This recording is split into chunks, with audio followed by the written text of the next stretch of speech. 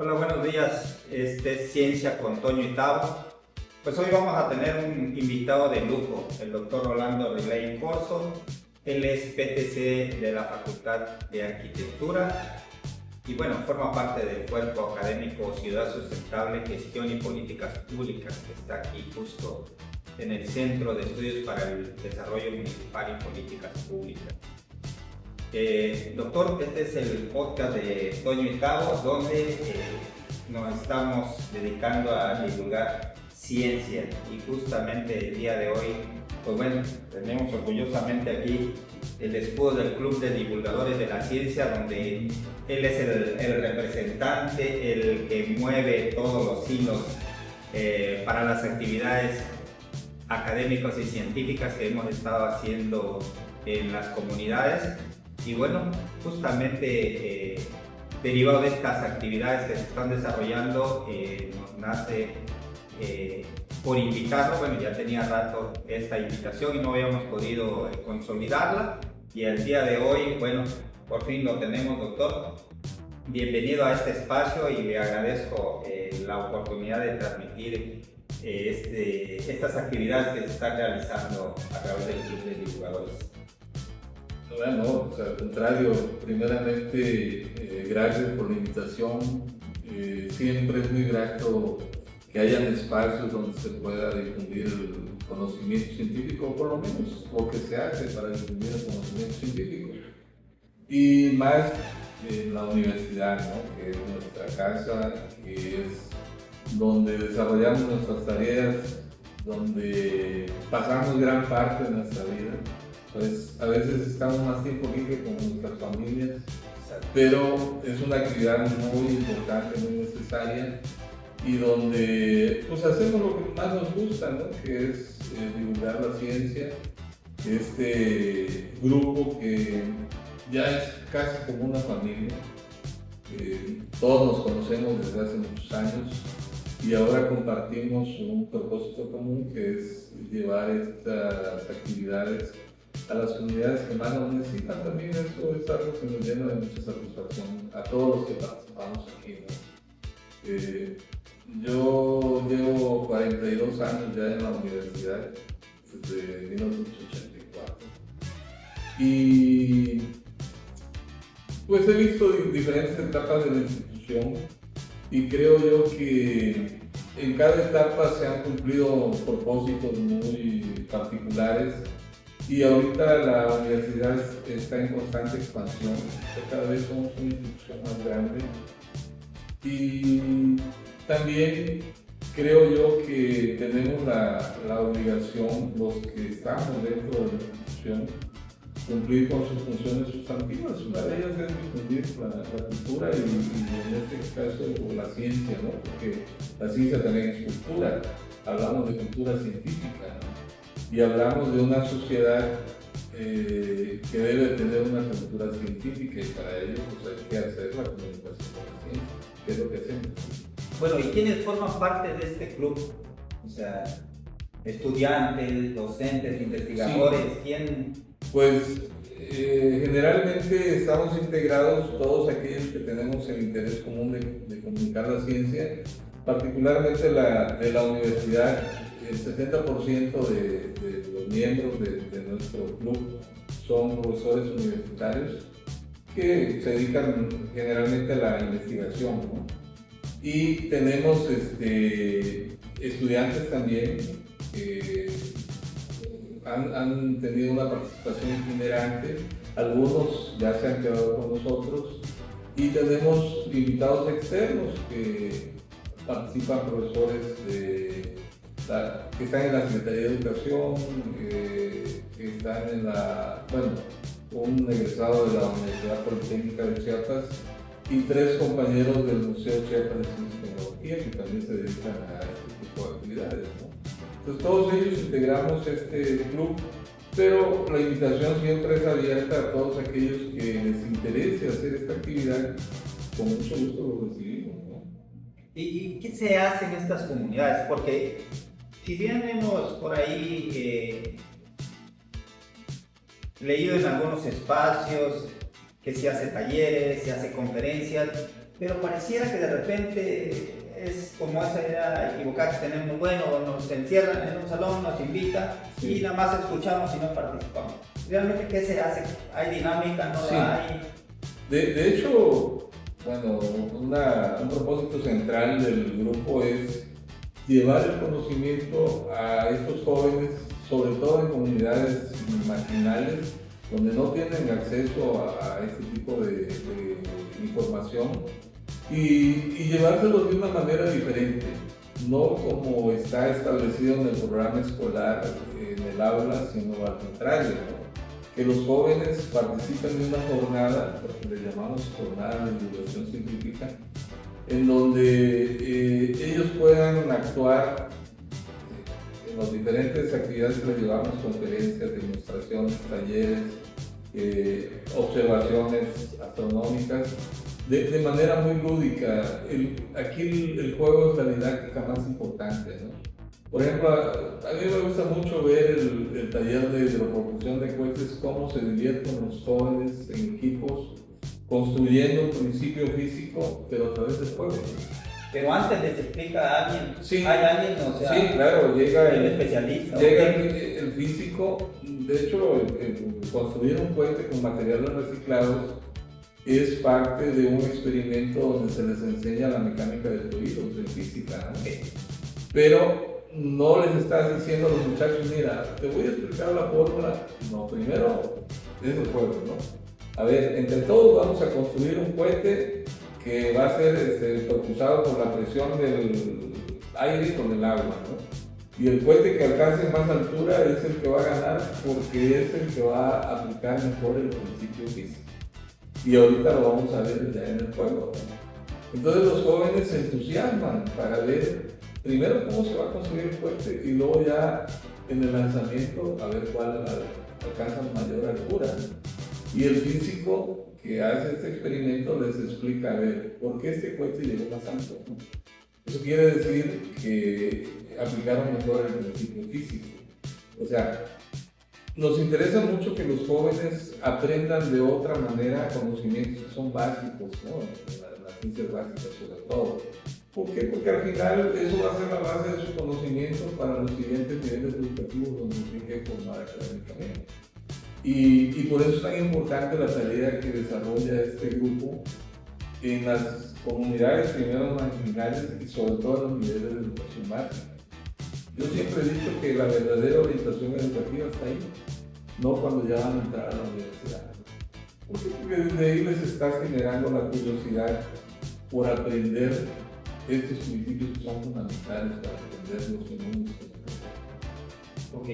Por ahí también me ha tocado ver, me ha tocado participar en algunas ocasiones, pero también me ha tocado ver que en los carteles de las jornadas que se realizan en estas comunidades, pues hay una serie de fotografías astronómicas, también hay fotografías donde, en este caso, las comunidades, principalmente los estudiantes, están observando ya sea el sol o la luna, porque también de noche he visto algunas actividades. ¿Son equipos especiales o son como para distraer al estudiante? No, o sea, de hecho, una de las áreas que más ha llamado la atención de las actividades que desarrollamos en la jornada es la astronomía.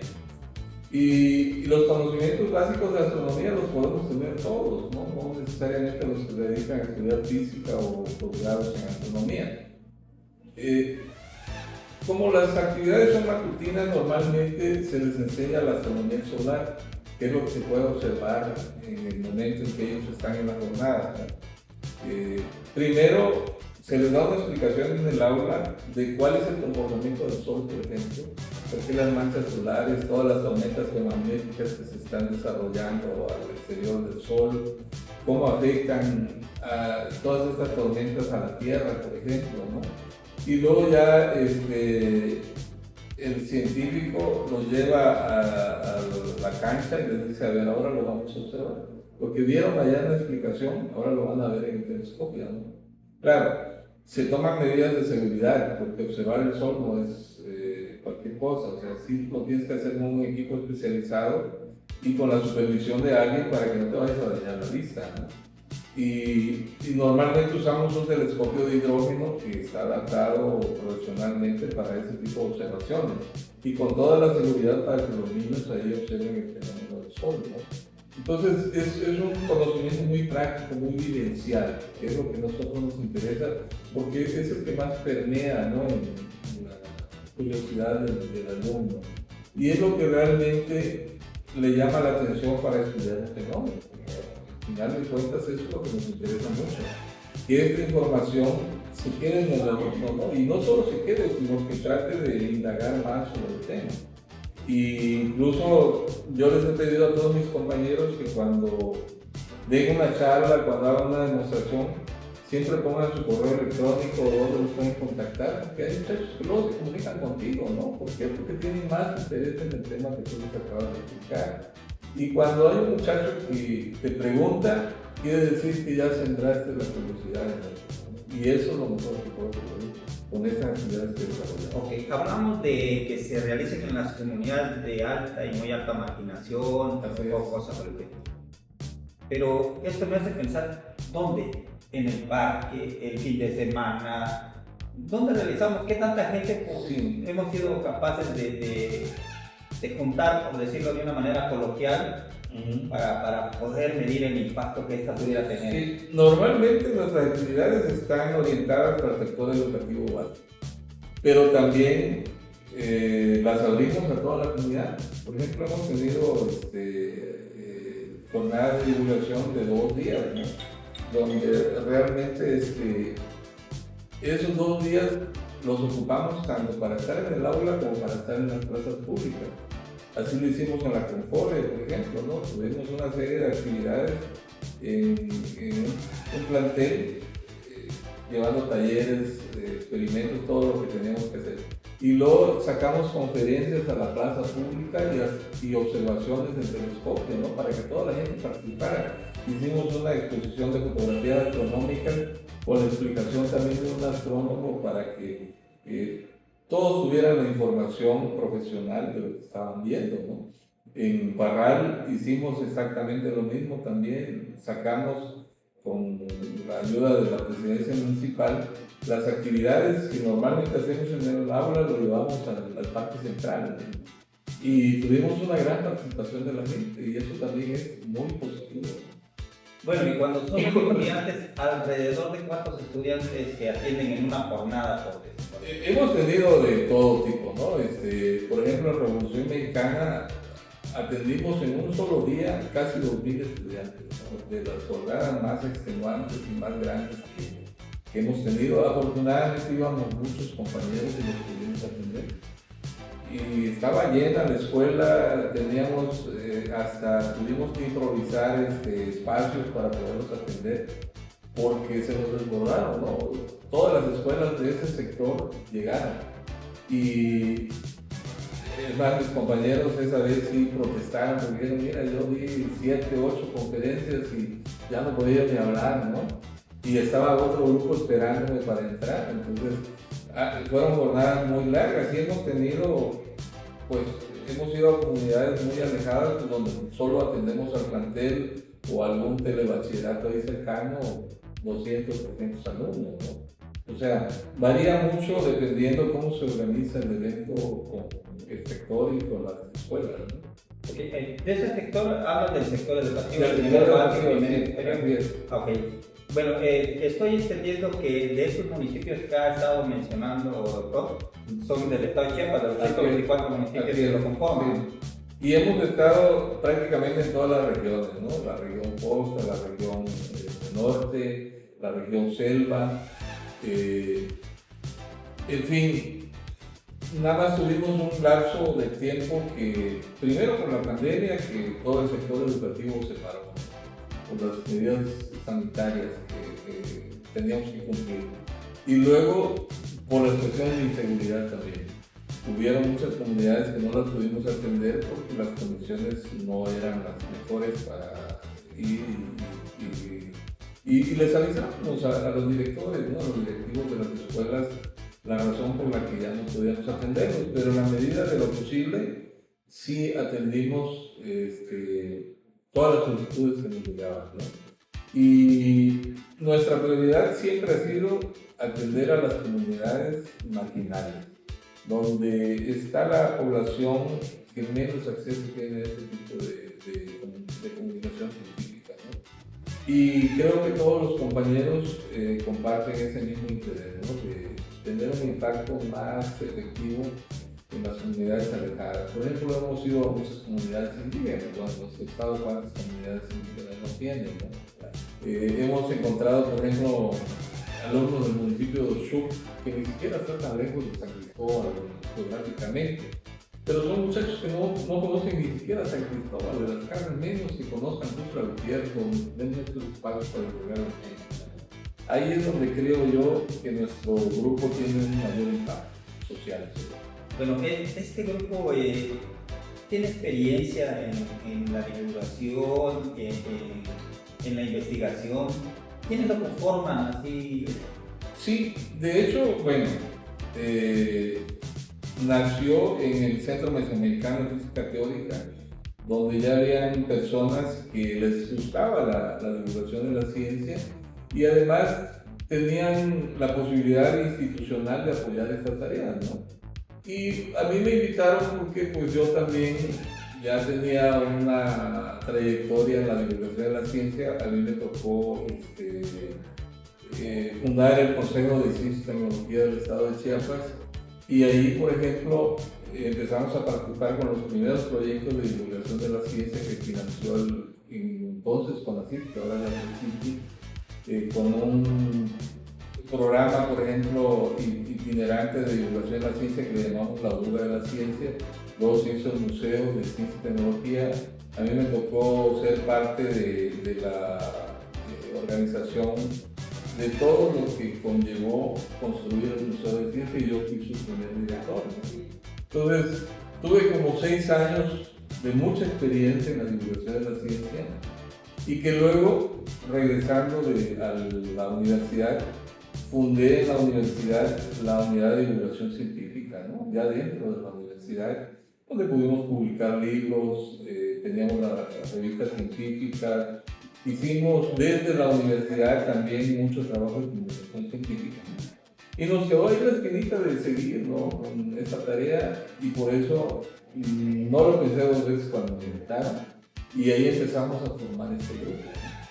Y se integraron otros compañeros que también ya habían tenido experiencias previas de divulgación de la ciencia, cada quien en su ramo, pero no nos habíamos organizado todavía como equipo, ¿no? Estas experiencias previas nos permitieron integrar el grupo que nos ahora, pero con gente que ya tenía un camino recorrido con experiencias previas.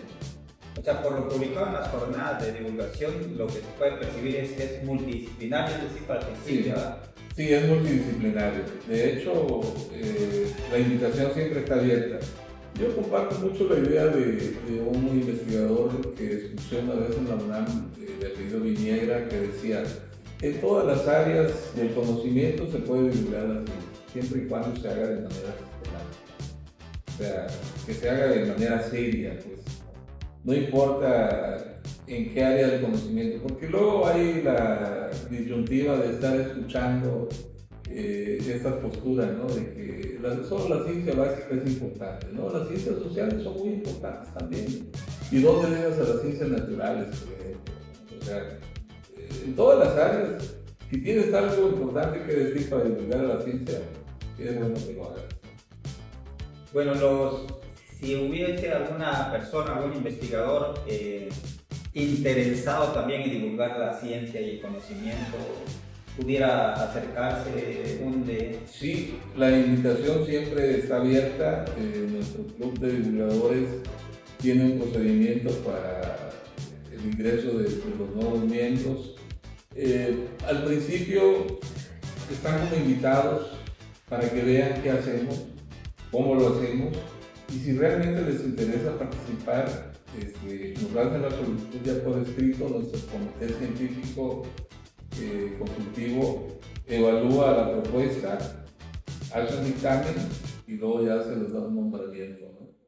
Y a darle tiempo de ya, o sea, ya ven cómo trabajamos nosotros, ¿no? Nos organizamos, yo como coordinador del club, lo primero que hago cuando tengo una solicitud es darla a conocer, podemos atenderlo, en qué fecha, vamos a las escuelas, nos organizamos con ellos y luego ya vamos todos, ¿no? Y si hay las posibilidades de ir, vamos. Y así trabajamos. A ver, ¿a qué se refiere? Las posibilidades económicas, es decir, ¿quién subsidia?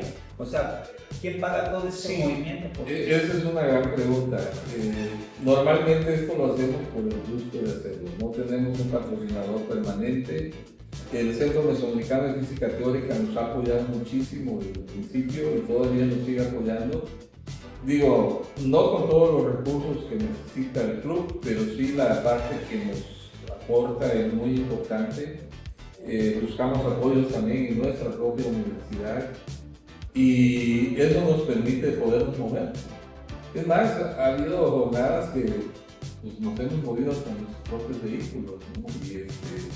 Pero lo hacemos, no nos quedamos de brazos cruzados porque no tenemos el apoyo. O sea, cuando ya está la solicitud hecha, o sea, el club buscamos los apoyos. Llega porque llega, aún cuando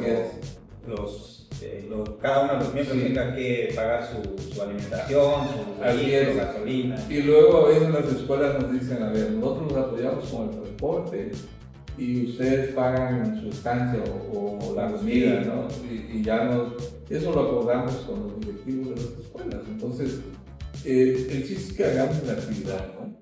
Porque si nos ponemos en el plan de que hasta que todo esté resuelto nos movemos, no hubiéramos hecho lo que hemos hecho en 10 años, por favor. O sea, sí somos un grupo de compañeros, todos echados para adelante, ¿no? O sea, con el interés real de, a pesar de los obstáculos, llevar a cabo una tarea que creemos que es muy importante. Sí, bueno, por lo que dice que a veces es complicado acceder a estas comunidades, sobre todo los que ya conocemos este tipo de localidades y el acceso sobre todo a ellas. ¿Qué tanta participación de las mujeres hay? Pregunto porque pareciera que de repente, bueno, como es de difícil acceso, entonces las mujeres no participan. ¿Sí participan? Sí participan. De hecho, tenemos varias compañeras en nuestro club que nos apoyan muchísimo, ¿no? A veces no pueden ir todas, pero siempre tenemos presencia de nuestras compañeras en las comunidades. Y digo, lo más fácil sería, es que es una comunidad muy lejana, hay condiciones muy difíciles de acceso, que ellas dijeran, yo no voy, pero sin embargo hemos tenido la participación de ellas y eso habla del compromiso que ellas tienen también con el trabajo que se realiza en nuestro equipo. Y es algo que yo siempre le he agradecido a las compañeras que tengan esta disposición y sobre todo ese interés por desarrollar este tipo de tareas. Bueno, los que estuvieran interesados en incorporarse, ¿dónde pudiera contactarnos? Sí, bueno, estamos en Facebook, ahí nos pueden contactar. Que es la parte más, o directamente con su servidor, me pueden mandar una solicitud por correo electrónico, mi correo es relay, @unach.mx, ¿no? Y con mucho gusto nos ponemos en contacto y es más, te voy a contar algo que por esto de un día me contacta una joven de la UNAM que había trabajado en el universo, en el Museo de Ciencias de la UNAM, y me dice, oiga, dice que a mí me interesa hacer la actividad que ustedes hacen. Me enteré que en San Cristóbal de las Casas ustedes trabajaran en una escuela telesecundaria y yo fui a ver. Ahorita estoy haciendo una maestría en San Cristóbal de las Casas, estoy haciendo trabajo de investigación y en la estancia de mi maestría me gustaría participar con ustedes. Dice, yo tengo experiencia en divulgación de la ciencia porque estuve en el Museo de la Ciencia de la UNAM.